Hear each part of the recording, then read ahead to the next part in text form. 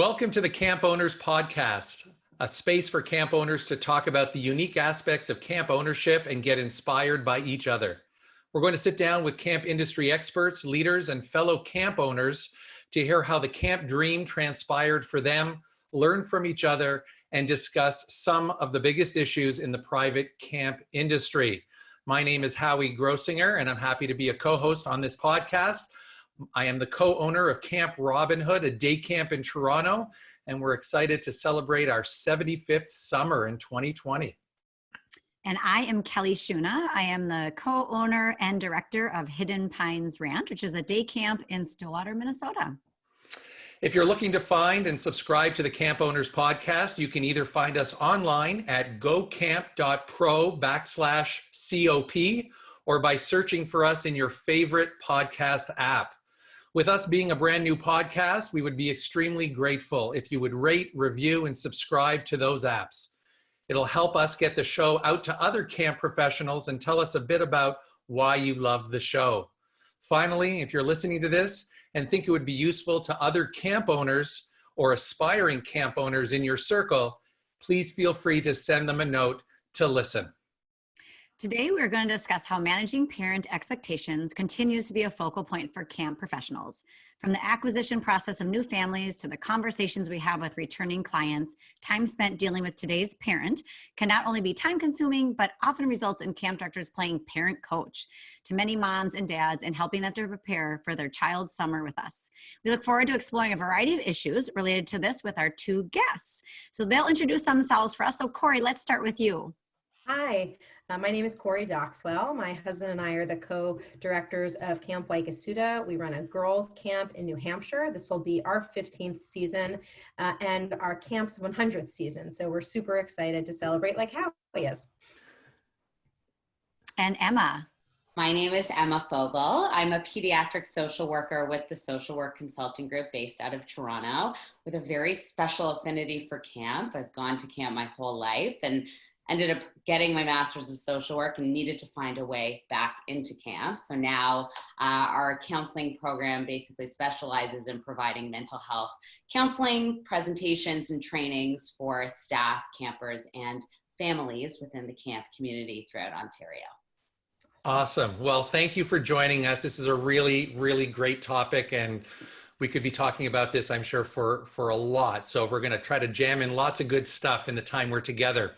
One of the questions we ask on the Camp Owners Podcast, so our audience gets to know our guests much better, is for each of you, and we'll start with Corey, what was your moment or your intro into the camp industry? You know, we're looking for sort of a snippet of your origin story into camp, Corey, and maybe you can kick us off.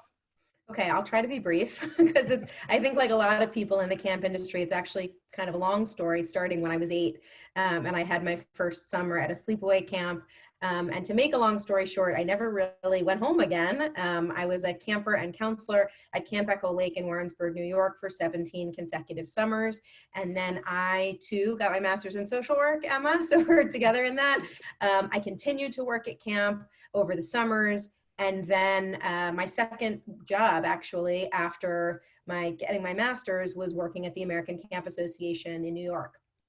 That was an amazing 3 years. And I was doing a lot with school camp partnerships at the time, which was pretty interesting. Most of the camps with whom I was working were not-for-profit camps. So that was really exciting. And really towards the end of that 3-year stint, when the program that I was working for was actually losing funding, from the New York City Board of Education, I was given the opportunity to work at a day camp, and it came at the perfect time because I was really trying to figure out if being a camp director was the next right step for me, and it turned out it was. So it's a much longer story, but that's my little snippet for you. Awesome. Emma? So for me, I went to day camp, overnight camp, and worked at Camp Winnebago in Huntsville in Ontario. So after I ended up leaving and becoming an adult and a member of society not at camp, I was actually contacted by the director of Winnebago, who knew I was a social worker, and said, listen, our management is noticing a bit of an issue. And they're noticing that the campers and the staff members are almost becoming frozen with anxiety, and we don't really know what to do about it. So I ended up going up to camp and presenting to the campers, and the staff just about how to normalize stress and improve coping. And I left, and my phone was ringing off the hook, because not only had these campers and staff members' stress and anxiety continued after camp, but sometimes when they reunited with the parents, their stress had become exacerbated. So that's kind of when I started building my mission of working with extended camp communities around this notion of riding the waves of worry, right? So being able to actually overcome these waves of stress, because camp is supposed to be a wonderful, incredible experience, but it does come with new, unfamiliar territory, like canoe trips or water skiing or eating new foods or going on the bus, right? So that's when I started working within the camp community, and now that's what I specialize in. Amazing. Well, thank you guys. We're really, really happy you're with us and to explore some topics on today's show. But before we do, Kelly and I are really grateful for our sponsor. So we'd like to give a big shout out to the sponsor of the Camp Owners podcast, Camp Brain. Camp Brain, camp management software, serves 1,300 plus camps. They've been doing this since 1994 with 45 plus dedicated staff to meet your every need with core modules for the camper, conference center, and fundraising. Camp Brain has all the features to meet your camp's needs. They are always innovating the software and releasing new features based on their deep knowledge of the camping industry. For instance, look for their new Camp Store module coming this spring. It will be integrated with Square to provide an excellent point of sales experience and inventory management, as well as an online store. I'm a Camp Brain user. I just received their updates on this store, and it looks really, really amazing. And I know that everyone in the Camp Brain office is ready to answer any and all of your questions. They're great to work with. So if you want to check out Camp Brain, please do so at campbrain.com or call them at 866-485-8885. All right. So Howie and I decided that we would be remiss to not chat a little bit about, what's on everybody's mind is the coronavirus and our response as camps and as parents and individuals. So we wanted to be able to share some resources as we all navigate these interesting and new and uncharted times. I know that everybody is looking to connect with other camp professionals, and especially as camp owners and directors, we have even a higher level, I believe, in some decision making. So there are a couple resources out there for camp professionals. There is a COVID-19 and camp resource page. It's a living document with over 16 pages of resources, communication strategies, and examples of how camps are managing through this difficult time. There also is a Camps and COVID-19 free Slack team that I know Go Camp Pro has put this together. So even if you have an existing Slack account, you'll need to create another one for this new team. But it's real-time conversation with other camp professionals who are invested in making camp awesome, despite the uncertainty that is going with this. I know also Emma has put in some resources on our show notes, so definitely check that out and take a peek.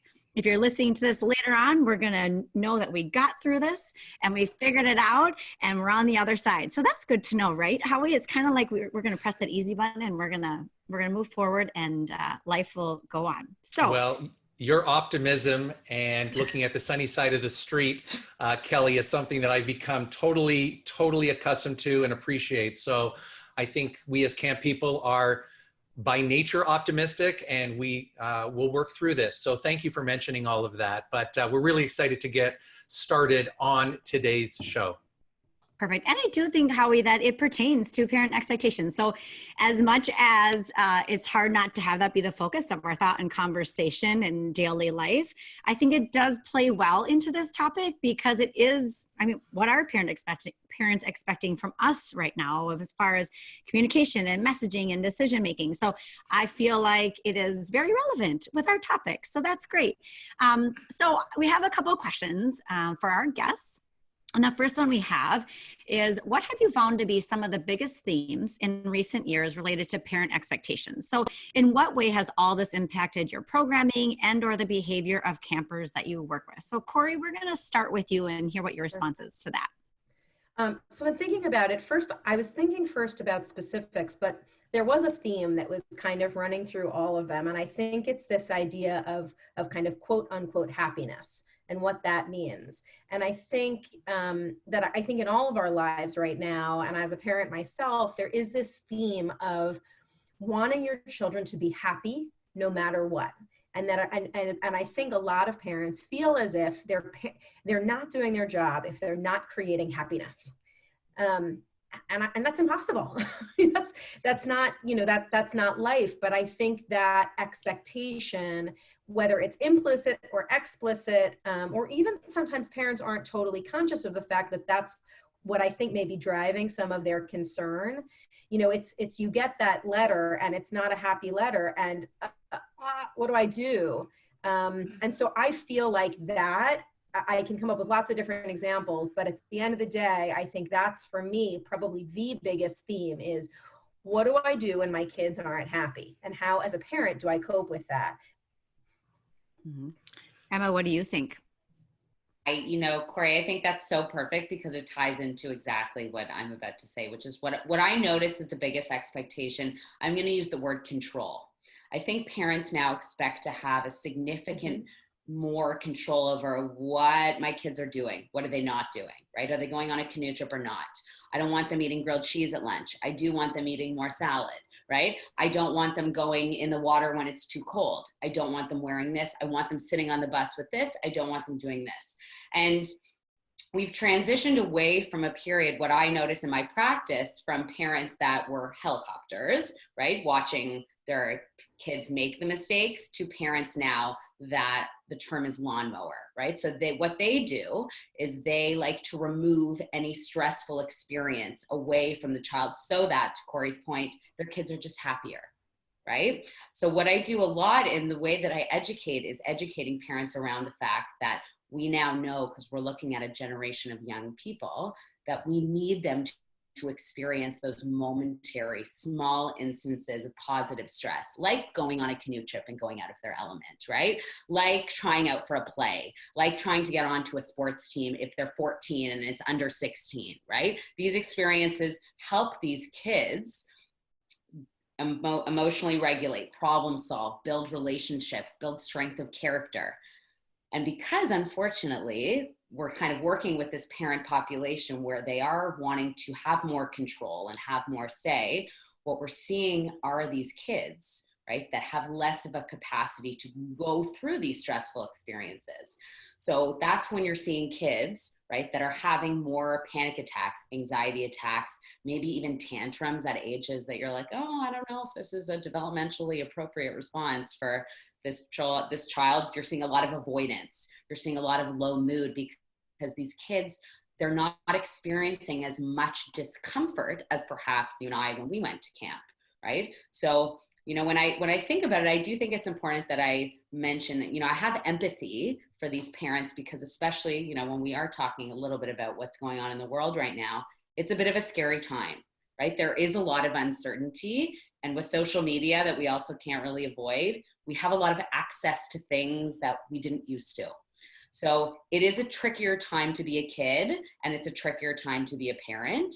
But having said that, there are other ways that we can allow these kids to emotionally regulate and kind of immerse themselves in camp. And that, I think, is by working with the parents and kind of relinquishing some control.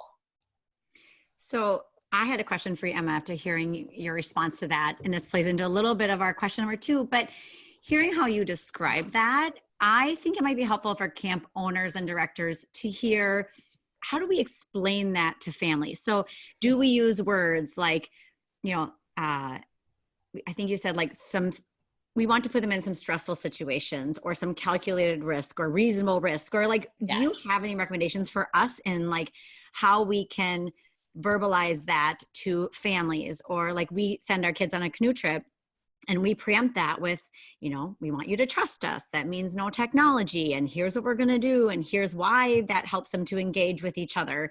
But do you have any recommendation? I guess I'd be curious to hear that, so that when I'm emailing families or describing the benefits of camp, I like some of the words that you use or things that you'd recommend we could say. Yes, absolutely. So I use the word stress a lot, and I'm not the first person that's using stress. So there are tons of mental health youth experts that are now championing this notion that we need to start reframing the way we think about stress, right? And there is one person, his name is Dr. Stan Kutcher. He works for the World Health Organization. He's a youth mental health expert. And what he does is he actually divides stress into 3 different categories: positive, tolerable, and toxic. And this is a way that I talk to my parents about all the time. Positive stress would be a short-term experience. It can happen several times throughout the day, like a younger camper jumping into the lake for the first time, right? It can lead to really positive experiences, very short-term. And because short-term, it's not going to lead to long-lasting trauma. A lot of these parents are very concerned that these stressful experiences are going to lead to traumatization, right? That's not going to happen from a positive stress, a canoe trip, a trying out from a play, right? It could have the momentary embarrassment, but it's not going to lead to trauma or long-lasting emotional defects.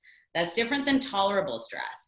Tolerable stress is a little more intense. That's like if you're getting a camper and you have a briefing that the camper has had a recent death in the family, right? Definitely more severe, but we know that when this camper is coming to you, and hopefully there are supports put in place and they have great counselors, they have good friends in their cabin, right? You're actually also going to be able to put them into more stressful situations and they may be able to come out of it, right? With the right supports. That's different than toxic stress. So the biggest piece of work that I think I do within the camp communities with camp parents is helping define that a situation like a canoe trip or jumping or diving into the lake or water skiing is not toxic stress. So toxic stress is prolonged and severe stress. That's like a child witnessing abuse. That's like a child who has experienced a traumatic death and didn't receive support. That's a child that was neglected. That's not water skiing, right? So it's very important that we, and I think it's a nicely organized way that we can separate these stress experiences so we can help empower these parents to help empower their kids to try, right? And you might fail and it might be uncomfortable, but you tried and it felt kind of good. So Corey, I'm a couple things that come to mind when I hear all this great stuff that we're discussing is, number one, how has your parent communication perhaps changed over the last couple years? Mm-hmm. We talk about, when I was a teacher, I was a high school teacher, right? We always talked about, and you hear students talk about, did my teacher teach to the test, kind of thing. Like, did we Right. prep them the way we need to? And one of the things that's on my mind is number one, how is communication with parents in the lead up to camp changed for you, knowing some of the stuff around their commitment or their preoccupation, appropriately so, for happiness and what that means in 2019, 2020 time period? And then secondly, and maybe we can just have a broader conversation afterwards, is how are we dealing with our staff in terms of training, knowing that kids are coming with promises made by their parents about certain things? So I want to address parent communication, but perhaps, Kelly, we could jump into how it impacts the staff that we're working to today and prepping them for what they're about to do. Yeah, so I think in terms of, I think one of the things that we really try to do, I know we all try to do in this industry, is really to measure expectations and also to get ahead of things. So I think that's something that, as an organization, that's something that we've always really tried to do. So I don't think that's really changed, but the quality, the content rather, of some of what we share with parents has definitely changed, kind of in 2 different ways. I would say as we approach parents of first-time campers, our approach is a little bit different. And this all, by the way, stems from a place of understanding that, to Emma's point, we can work with kids when they get to camp. We can work with them on helping them manage, tolerable and sometimes positive, both of those categories, stress at camp, and to get through those experiences in a really successful way, right? It doesn't always mean that they're happy, but it means that they move through that, they figure it out, they develop some resilience, and that's something that they've done at camp. So we can do that. And we can't do that if parents don't trust us. Because oftentimes when kids do experience, sometimes not just the positive stress, but more kind of the more tolerable stuff, like the stuff that's tough, like I broke an arm when I was at camp. That's actually pretty challenging. Not, I think, inappropriately challenging, and it is real life. But if we call a parent and we say, look, your child's had an injury, we have to take them to the ER, we think there may be a broken arm or whatever it is, a wrist, that parent has to trust us. And if they trust us, we can get on board with language that we're both going to share with their children, with their child, which will help that child get through that. If we haven't worked on the partnership with them in advance, you can't work on it when you call them from the health center and say they might have broken their wrist. It's too late. And the stress at that point is so hard for the parents that you know, it's just, that's intolerable for them, I think, and kind of an unfair ask. So we work increasingly hard, especially with the parents of our first-time campers, because those are the folks who don't know us yet. So they don't know what to expect from us. They don't have that history, which I think equates to trust at our camp. Is just, we meet almost every single family in advance. Even if they're not interested, we really insist on it. And if I can't, or we can't meet them directly, we'll do this, right? We'll do it remotely. We'll do a FaceTime. You know, we have families who come from all over the world, frankly, and we do a lot of FaceTimes with a lot of families when we can't meet them in person. Again, that doesn't always come from them. They don't always understand why that's so important, but I can tell you it's super important and it helps everybody. Right. So I think we do some of that. We do some communication with parents of first-time campers within the first few days of camp. They all get a phone call from us, whether their kid is doing really, really well or they're struggling a little bit, and it's a very honest phone call. It's not on day one or day two. And the reason it's not, and the way we explain this to parents, is because we haven't gotten to know your child yet. So it's more typically on after a full 3 or 4 days of camp that we're making that phone call. And that's a quality communication. Like they could be on the phone for 10 to 20 minutes. That I think really goes a long way.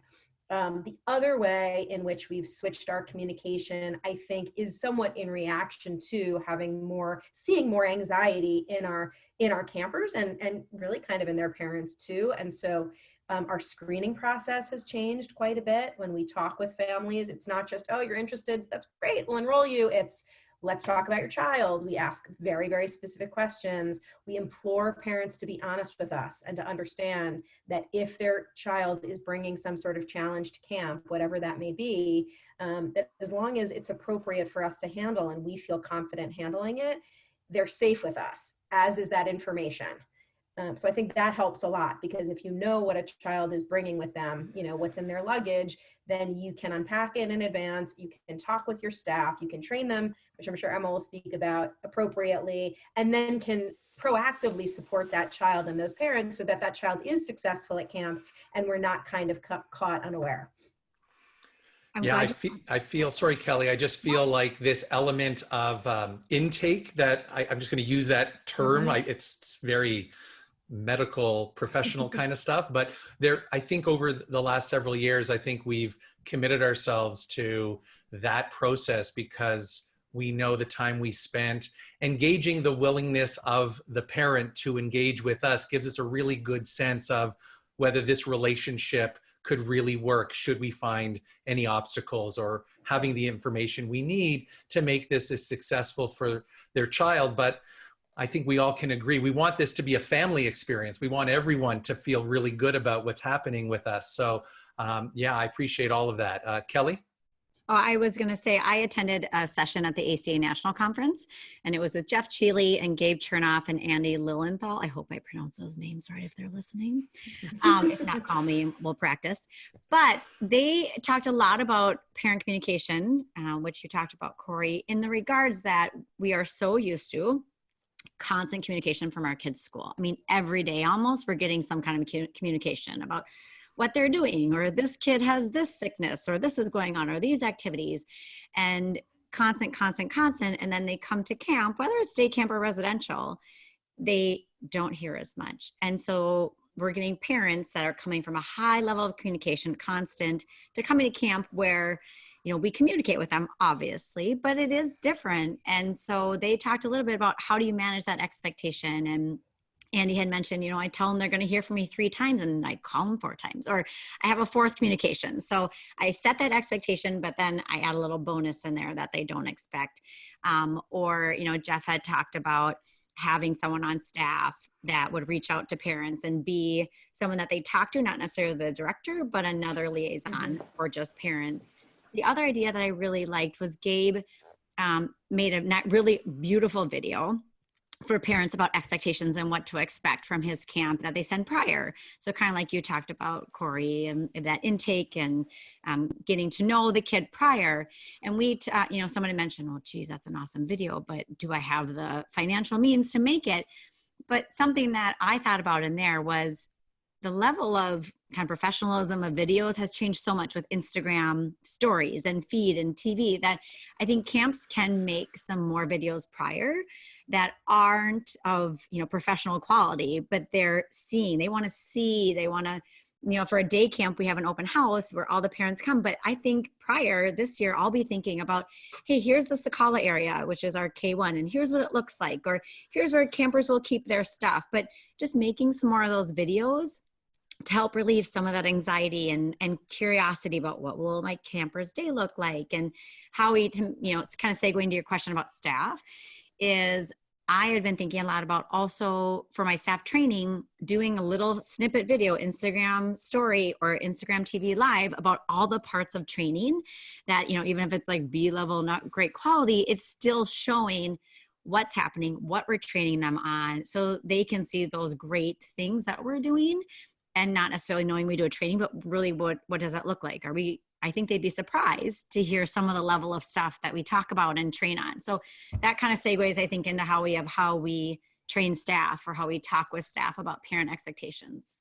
Yes, and I also think, and maybe Emma, you can speak to this, on the staff side of things, we're now getting into more and more every year, staff that have grown up with their parents committed to their happiness. So we actually have staff who now, and I wouldn't say the majority or vast majority of them, but a segment of our staff have grown up very accustomed to their parents, jumping in or maybe being the lawnmower for them when they were campers, and now they're staff with us. And I think, and I have the pleasure of also being a partner at an overnight camp. So I know that we've done some communications with our 1st and 2nd year staff at my overnight camp around sort of now time to let go, like we're on it kind of stuff. So I thought maybe we could address the parent expectations maybe, and if either one of you have some, gems around your experiences around managing that staff piece as it relates to parent expectations. Maybe we'll start with Emma. I can jump in so the way, just to your point, Howie, when I talk about camp communities, I'm almost now grouping campers and staff together for that exact purpose, right? Because the staff have grown up with parents of this generation that are very hands-on and do expect, there was just a statistic that was released that the generation who are graduating from university, like 90% would expect their mothers to attend their first job interview. I think I got that wrong, but that it's a real thing. So in keeping that in mind, I think everything that I speak about with campers and everything that it applies to the staff. And what I do a big piece on language. And I find sometimes in this world, we throw around the words anxiety a lot. A lot of parents say, my kids have anxiety, right? Or my kid, that's the reason why I use the word stress. So when I'm talking with staff, it's very common for, if you're walking around camp to hear someone go, oh my God, I have PTSD from jumping in the lake, right? Like I'm traumatized. So a part of this, and when we use language like that, it does kind of ramp up our internal systems that result in this dysregulation where you have your staff who are young people dysregulated, then you have your campers who are young people dysregulated. And that's when we get frantic texts home to mom, right, from the staff, and frantic letters home to mom from the campers. So I do this language piece and kind of shifting the way that we talk about mental health as well, right? And kind of normalizing camp is stressful when you're staff because this is a job, right? And it's the transition of identifying that we're not a camper anymore, we're a job, and these are the responsibilities that we have, right? There are going to be stressful days, but using words like stress, right? Instead of using words like depression, anxiety, PTSD, bipolar, right? A lot of kids these days use language, a lot of talking about self-harm. It's a lot, right? So in how we approach mental health and kind of managing stress, I think that's a great tool when we're working with staff members as well. And I think, Kelly, you mentioned a great piece. What we know about anxiety is that it really gets fueled from unpredictability, right? And it gets fueled from the unknown. So the more that you can give your staff or your staff's parents in advance, right, the schedule, right, the more they can prepare, the more they can expect, and therefore the more they can regulate and manage their anxiety. Yeah. Corey, any thoughts around this relationship between parents of staff and this transition that a lot of your staff are making from being longtime campers to now staff and dealing with their parents and perhaps even just new staff that come along, and where does this parent expectations topic, fit into that?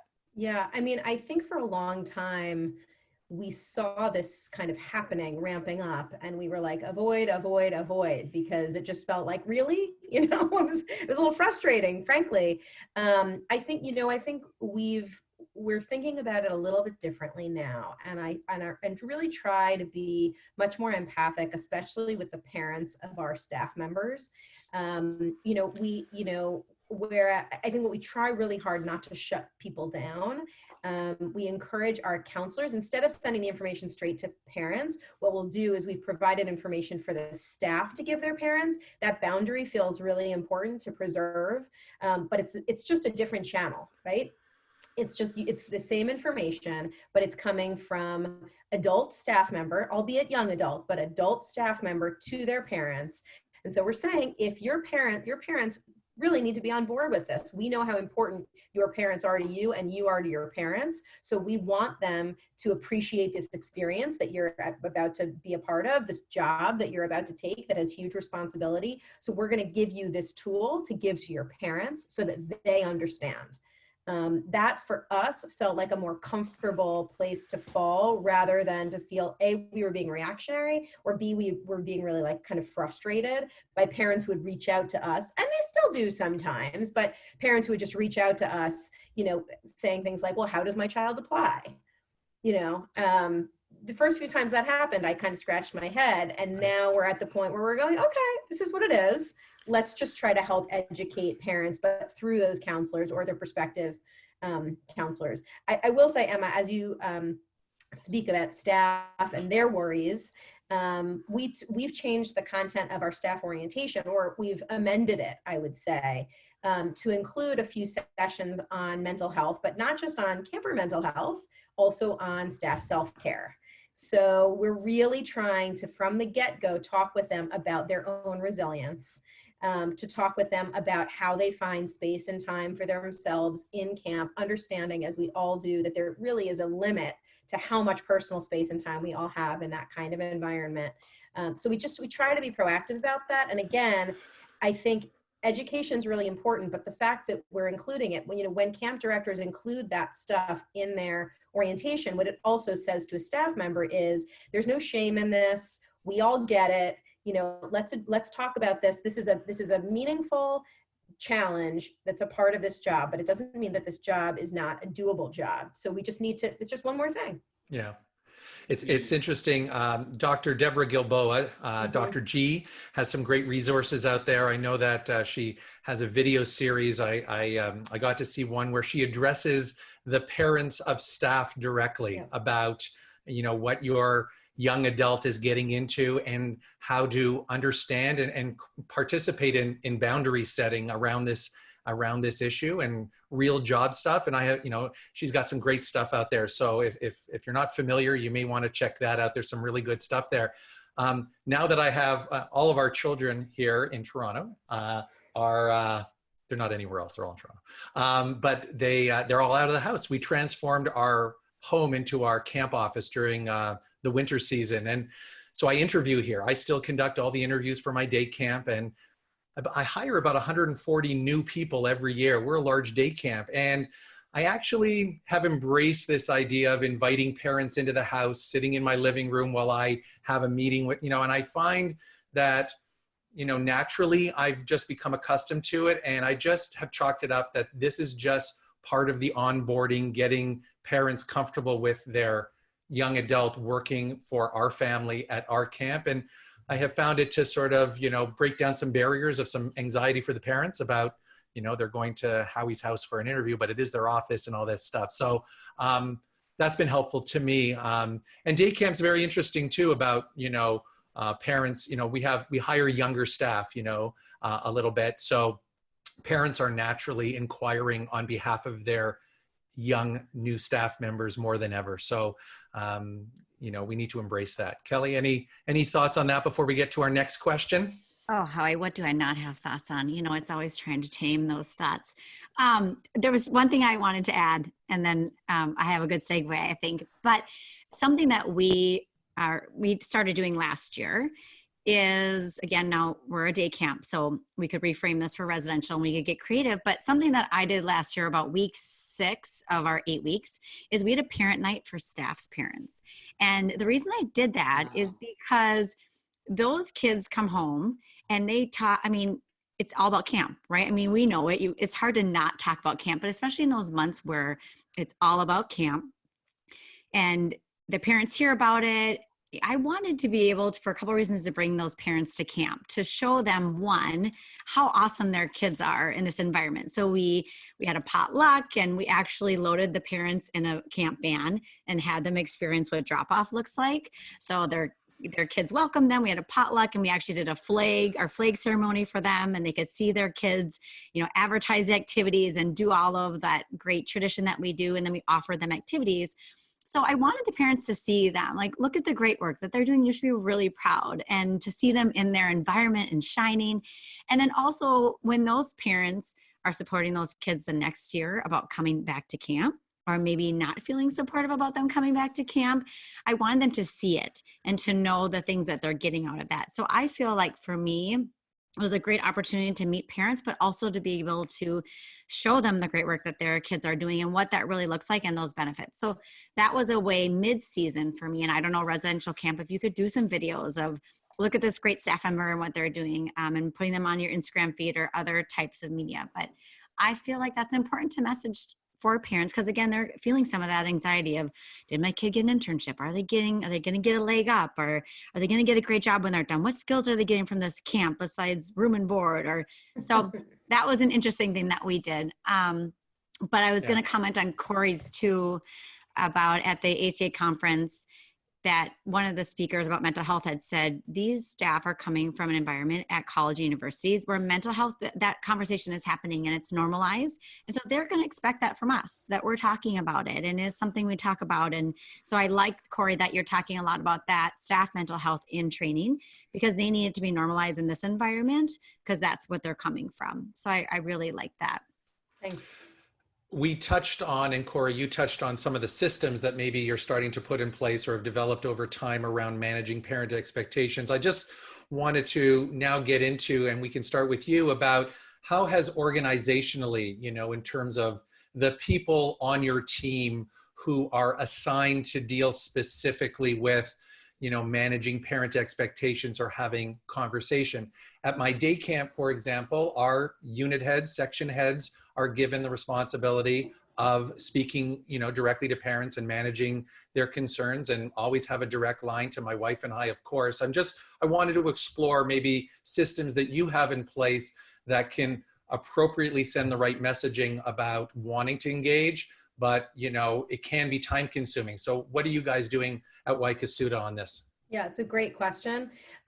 So again, I think it comes, we set it up and then we have to manage expectations, and we want to prep our parents for it as much as we prep our staff. So most of the parent contact over the summer happens with our full-time team, and I include my husband and I in that, and with our head counselors. It also includes our health center staff. People who are, the person that runs our land sports program is not on the phone with parents, with maybe an exception for a child who needs something very specific, but 99.9% of the time, it's our head counselors, it's our Res Life coordinator who works very closely with me, our full-time staff, and our health center staff. And our parents know that in advance. So I think that's probably the most important thing, is notifying parents of who they should expect to hear from and who they can reach out to, and giving them that information. I know it sounds like we should be doing that, but everyone's not doing that. We should be doing it. And the other thing is, I think like each camp is different, right? We all set up these systems. I think it's super important for each of us to figure out the system that works best for our families, for our camp, and then just making sure that we publicize that system, because that's the thing that actually makes the system work. For us, what that looks like, and again, I mean, I have learned over the years, every camp is different. We all have different needs, and we all have to figure out what works for us. There's no bad or good. There's a lot of right answers here. That being said, at Waikasuta, most of the parent contact, aside from the health center, like I said, comes from what we call our Res Life team. Over the years, that team has gotten deeper. We have more of us. And that's one of the ways that we've, I think, increased the quality of what we're able to deliver to our families. But I also think it's also allowed us to better meet the needs of a family in 2020. In like 2010, we didn't have as many people, but we didn't need as many people. So there's someone who works closely with me. We supervise our head counselors. Our head counselors at Waikasuta do not live in bunks. So they are managing an age group. They do a lot of that management in person, but the fact that they don't live in a bunk means that they have the ability to go back to an office. They have an office space, they have a desk, they have a computer, they have a phone. They're able to have that communication with parents. And it doesn't impact, and I think this is critical, it doesn't impact the kids' experience that a head counselor may be on the phone for a few minutes every day. That's a big part of it. I think if as camp directors, we feel like the increased need or desire from parents to get on the phone with us, if that conflicts with our ability to really help kids have successful experiences at camp, then we probably have to relook at our systems, because we kind of have to manage both. Right. Camp is primarily for kids, but if parents don't trust us, those kids aren't coming to camp. So does that answer your question, Howie? Yeah, no, I think so, for sure. And I think that Emma, maybe professionally, having been at camp and now seeing it from the other side as a consultant, or making recommendations to programs that need to address perhaps the heightened volume of inquiries, email, responding, what have you been seeing or perhaps suggesting to camp owners about, being able to deliver, what is necessary today? I'll be honest, a lot of what's been said. So a lot of education to the parents beforehand, right? And also, I think Corey just made such a good point, which is kids go to camp to escape, right? The reason you send your kids to camp is to allow them to get outside, to play, to enjoy, to be amongst people, right?